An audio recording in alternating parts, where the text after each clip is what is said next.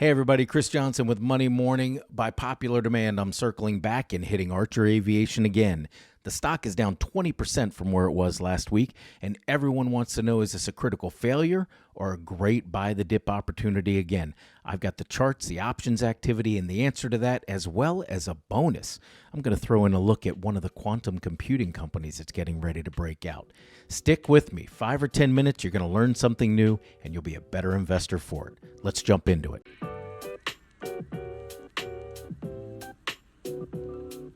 All right, let's jump right into this because I want to keep it short and get to that bonus on the quantum computing company. But long story here is that Joby Aviation, I did a video a few days ago and the comments were loaded up with people asking about Archer Aviation. The stock had dropped 20% from last week's high, and there's a confluence of reasons why you need to understand that, as well as the technicals to determine whether this is a critical failure or a buy the dip opportunity.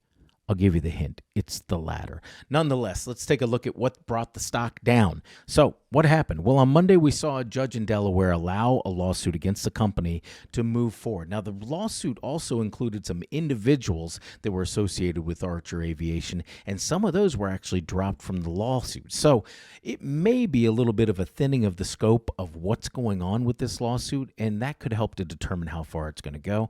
I'm not a lawyer. I don't play one on TV or YouTube, so I'm not going to go into what I think is going to happen there. But the case stemmed from shareholder allegations that Archer Aviation had actually misled shareholders about how far along it was in developing its aircraft.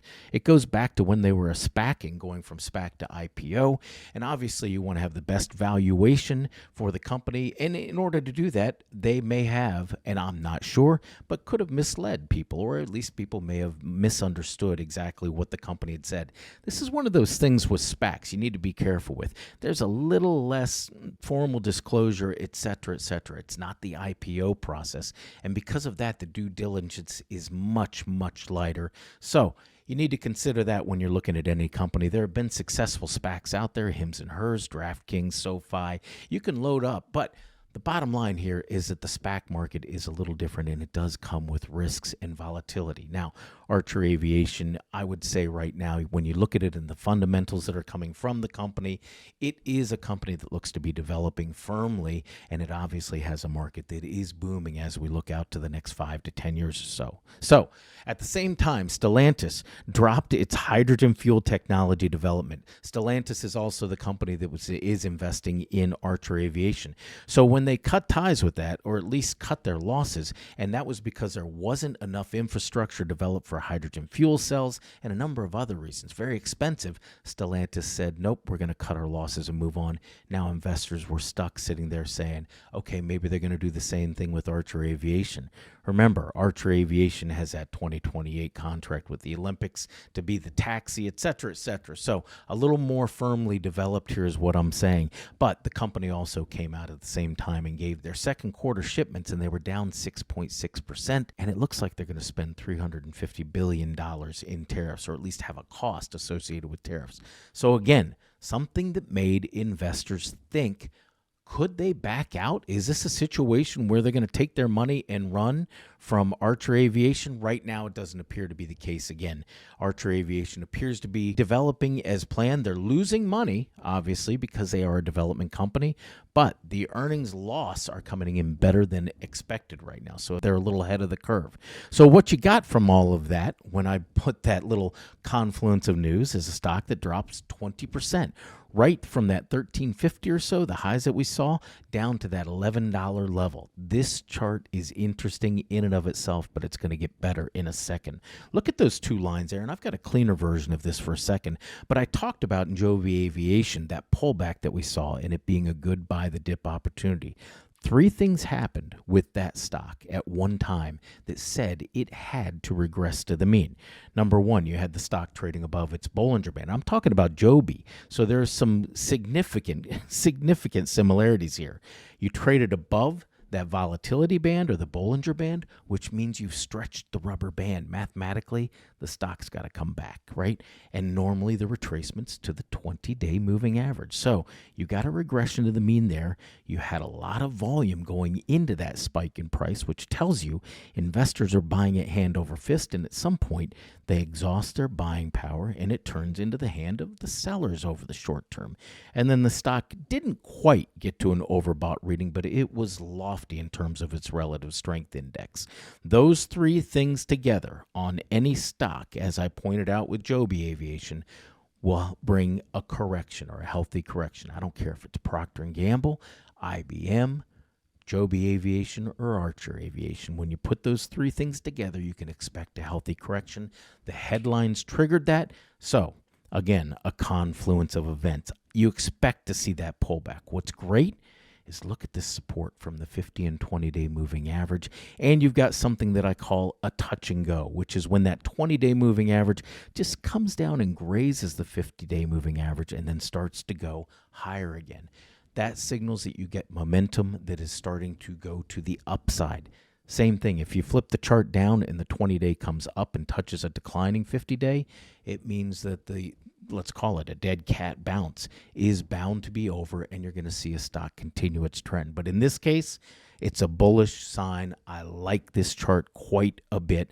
Keep in mind that 13 and the market closes for you, and that $11, because it's going to come into picture right here. And a lot of people asking me about the open interest configurations charts. This is something you can get on a daily basis from your online broker, etc. Or you can go to the OCC and a number of different organizations that have to do with the options market. I put it into an Excel, a pre-formatted Excel chart, and this is what you get. Remember, I said that $11 in that $13.50 mark. Well, right here, you've got resistance that starts to build at $13 because of all of these calls. Notice that there are very few puts that are offsetting that. And then look here where you've got the puts that are now outnumbering the calls. This comes down to how the market works in the derivatives and how you get hedging whenever you get to these type of strikes. Whenever you have more puts trading than calls or open than calls, it turns into support, because whenever we dip down below, you get a hedging activity. We're talking derivatives 301 or 401 at this point, but I'm telling you this works on any stock. Now, the same thing happens when you hit $13. You start to run into resistance. Now, look at those prices when we start to look at it. There's that $13 mark. And when we look down here, you've got $11. Boom. There's where the top was. You see a little bit of a breakout there. So right now, the options market, in terms of their speculative activity, is telling us that that $13 and that $11 should be a range that it trades in, and it has been. But this is crazy. These are what we refer to as moonshots. That's the $20 strike on the options that expire in August on Archer Aviation. Now, these expire on the third Friday of the month. Well, guess what? Archer Aviation announces their earnings on August 7th. So you have the largest amount of call open interest up here at the $20 level. Now, let me tell you something about this. In my 30 years, and I've got a solid 25 of this analyzing the options market, when you see open interest at a call strike that is that far out of the money, it tells you something. We all get a little excited about when we hear Nancy Pelosi or some congressperson has bought a lot of call options on a stock, or there's something that somebody knows. This is one of those moments where you sit here and say, somebody knows something, because they're very cheap options. And if the stock goes to $20 or $22, let's say, after its earnings announcement, somebody's making millions here. Tens of millions of dollars. So this is one of those things that you read in the Wall Street Journal after the fact, where they say, oh, it looks like somebody kind of knew something. This is the type of activity that you're talking about that happens in hindsight. Everybody will be talking about it in the Wall Street Journal, etc. Somebody's got that trade on now. I usually think that somebody knows something when I see this. So what does this all mean for where we're going with the stock? Well, let's go back to that simple chart that we saw And this is with the 50 and the 20-day moving average. I mentioned a touch and go pattern. There's that 20-day and 50-day moving average coming together and starting to widen apart again. That tells you the stock is starting to see positive momentum, and we should see it challenge right back up to that $13 level. Remember, all those calls are at the $13 level. They expire in August, but you've got that earnings announcement that's coming up between now and August 7th. You've got investors that are going to start to buy the rumor a little bit here on Archer Aviation. Remember, a speculative / development / innovator like this is going to have headlines that drive the prices higher. We saw that when they pulled the prices lower earlier this week. The same thing works in reverse, and we're more likely to see that volatility lead to the upside. I do concern myself a little bit about that $13 level and how it's going to act as resistance, but when we break above that, you've got a situation where the stock's going to start to look at that $20. And remember, somebody's got those options out there. So look for a little bit of a rally. Buy the dip at that $10 and $11 price is what we're looking at. Those are the areas of support. Remember, $11, that's where we saw a lot of those put options that were in place. $20 has the call options in place. And then $10, obviously, you have the psychological effect of round numbers. We all like round numbers. I don't care whether you want to admit it or not, but the market loves round numbers. And you can see that we've seen support here from that $10 level. And when we did break through it here in May, the stock shot through the roof, and it went back to resistance when it was trading below. So $10 is that level that you watch for, kind of a back the truck up moment in terms of what's going on with Archer Aviation. And then look to ride this up to that $13 and a little bit higher after earnings in my perspective here. So what happens after earnings in August? I always look back to that options activity to tell me a little bit about what the speculators are doing. You can see the resistance shifts higher from $13 to $15. The moonshots, they're off the table. That's what tells me that this is an earnings related, I don't want to call it a bet, but a position on that $20 strike. Somebody thinks something big is going to happen there. And our support shifts higher from $11 to $12. What that means is you've got August and September are bad months for the market seasonally. Typically a stock like this that is in the eyes of investors and being accumulated by institutions, they're going to kind of buck that trend, but the options activity tells us that we should have a little more of a clearer path to move higher through August and into September. What's this all come down to as a bottom line, as I like to say? Well, shares are sitting at that support level, not only from the 50-day, the 20-day, but that $11 and $10 in terms of the put open interest that acts as support. It reflects a touch and go pattern, that bullish touch and go pattern, which tells me that momentum should start to accelerate to the upside. Speculators have that moonshot position at $20. You've got to ask yourself, why are those there? Could be an institution. We don't know. That's the thing about the options market. You don't know who purchased those options, but a large sum like that is unusual. Earnings released on 8/7. That's going to be your catalyst for the next move higher. A break above 13 is going to cause an aggressive rally towards 15, and you'll get some tailwinds that should carry it up towards those $20 options. September, you see the overhead resistance start to loosen up in terms of the options activity, and I see this stock going to a price tag of $20 by year end. Remember, it's going to be a volatile ride. This is something where you look at the trend and remember that all that volatility is just noise in a trend. So long term, I am a holder of the stock. I hold the stock as well as 2027, January 2027 leaps on the stock. And a lot of you have asked about that. I'll explain that one day, why we use. Actually, I may have a special guest on for that. So that's the outlook on Archer Aviation, and the answer is yes, it is at a buy the dip moment, and I love that moonshot trade that's out there. Let's look at QBTS real quickly, because I told you I wanted to do a little bit of a bonus here, give you something in the quantum space, and it is going to be D-Wave. That ticker symbol is QBTS, and this is a similar chart.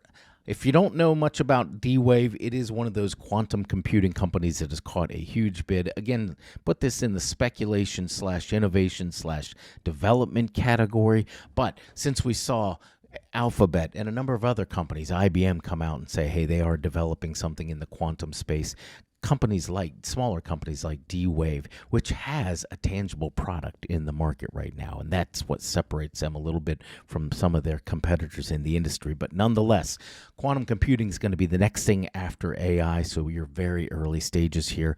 Love the pattern here. Some people have asked me about QBTS. It is one of our Speculative 7 stocks. Remember to sign up for that Speculative 7 report right down below. It is a free report on 7 stocks that are going to replace the Magnificent 7 at some point. Let's dive into this chart and why this looks like a breakout's getting ready to happen. You can see the 50-day and the 20-day moving average making that same touch and go pattern. Tells you that momentum stays positive, and as soon as we see the 20-day start to accelerate to the upside, it tells you that momentum is accelerating on the stock.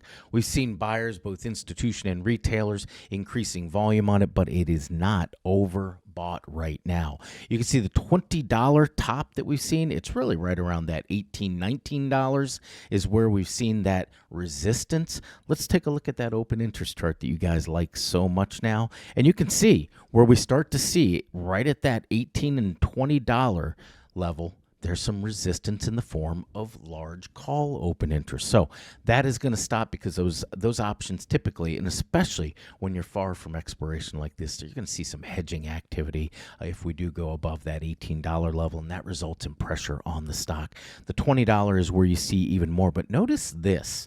That peak open interest call strike, which is what I always look for in terms of the end-all, be-all of what would stand in the way of a stock, is all the way up here at $20. Or I'm sorry, $22. That's mislabeled.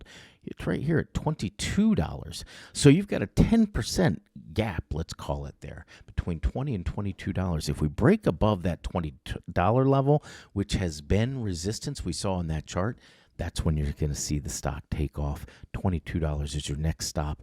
Ironically, August 7th is also the earnings announcement date right now for D-Wave, QBTS stock. Down on the support level, $15. Let me go back to that chart real quickly so you can see how it's played out in the chart. $15, as you can see, has kind of come in there and given support.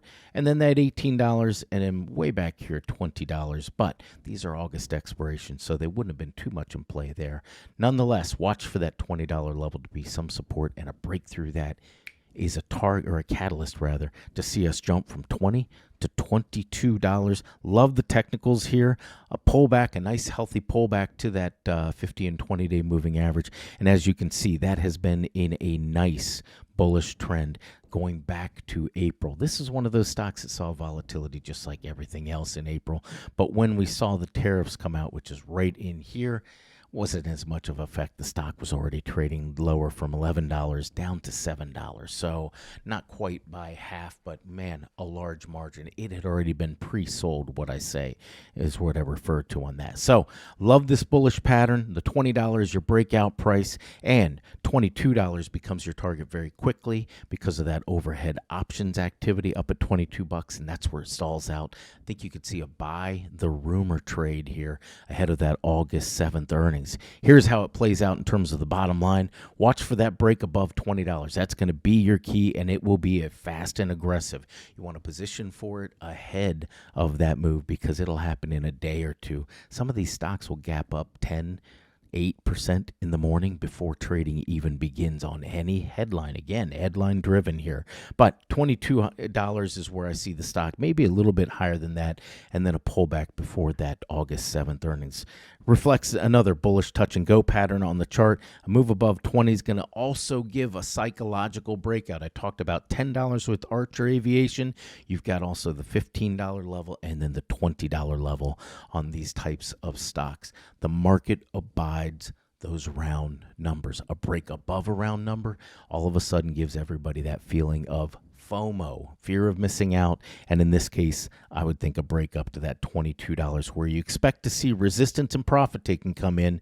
And then again, I've already said D-Wave is slated for earnings. Watch that earnings report because they have been posting losses on an earnings per share basis. They have been generating more revenue. We've seen revenue growth on a year-over-year basis as well.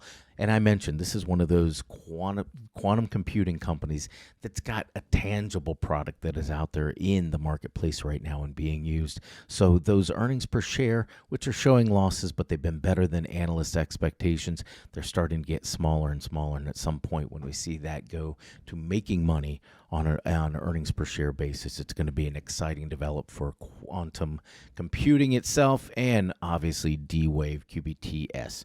All right.